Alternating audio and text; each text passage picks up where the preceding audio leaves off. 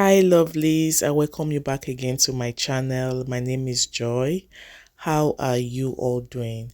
So, in today's tutorial, I'll be showing you how I made my tailor's ham at home because I went to the tailor's shop to get one, but they didn't have. So, I got home and I made one for myself. So, what do you do with your leftover fabrics? Before we continue, just in case you are coming across this channel for the first time, you are most welcome. Please do not make it your last time, and don't forget to subscribe, like, comment and share this video. So I come again with my question: what do you do with your leftover fabrics? So I checked out the video and I saw that it's something I could make for myself. So I gathered all my leftover fabrics and I got into work. So you need your scissors, your thread, your leftover fabric, and they must be the kind of fabrics that would retain heat. You don't need chiffon material in this kind of um, tutorial. So like this kind of fabrics are good. Even cotton fabric is also good. So I went, gathered everything, and I started putting everything together using the bigger piece to wrap up the smaller pieces, just as you can see me do. Let me tell you, this is so interesting to make. If you are the type that makes bustier, maybe corset blouse, those kind of styles, you definitely need this tailor's ham.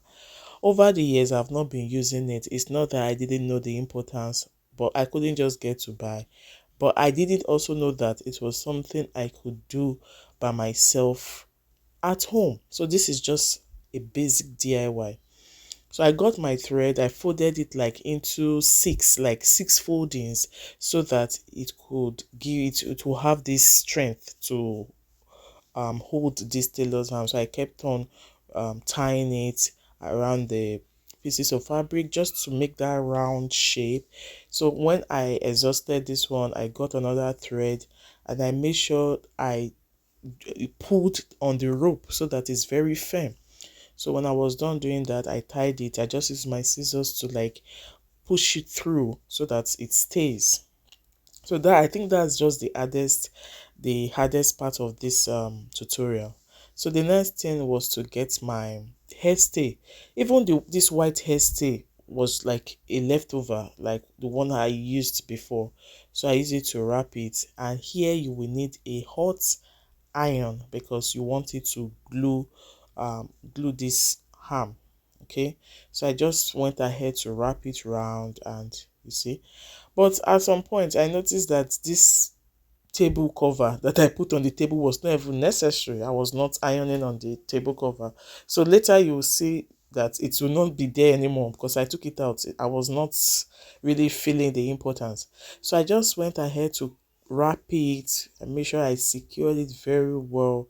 And I don't think it's even better than this. Even the ones I've seen so far, they are not even they are just, I think I nailed it. Let me just, that's the summary of the whole thing. I nailed this tailor's ham.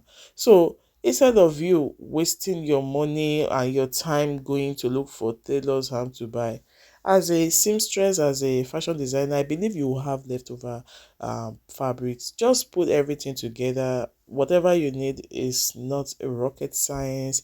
It's something you can just do at home. Even looking at it like this, it already looks ready. It looks ready, but I didn't want it to be whitish because over time I believe it will get dirty. So I got my cotton hairstay, then I use it to wrap it over. You see, so you just do it, keep doing it till you feel you have gotten the right shape. So I went ahead, iron it till it was round. So any part I saw that was not looking uniform, I would just get a piece and use it to wrap it till I was satisfied with the outcome. So when next I'm making a bustier or any dress that has a curve, this tailor's ham will make me iron it better. Okay, so if you are a seamstress and you don't have this already, don't bother wasting your money. I believe you have leftover fabrics. make one for yourself, and you will thank me later. So I will be ending this video here. Yeah, I was just putting finishing touches. I love something that is close to perfection. Just look at it. It looks so round and firm as well. It's not just round and fluffy. It's very firm, so you can actually use it to stretch out some parts of your designs when you are making them. So I hope you found this helpful. Don't forget to give this video a thumbs up and share as well for as many persons that want to make and they don't know how to make this. Thanks so much for watching, guys. I hope to see you all in my next video. Bye.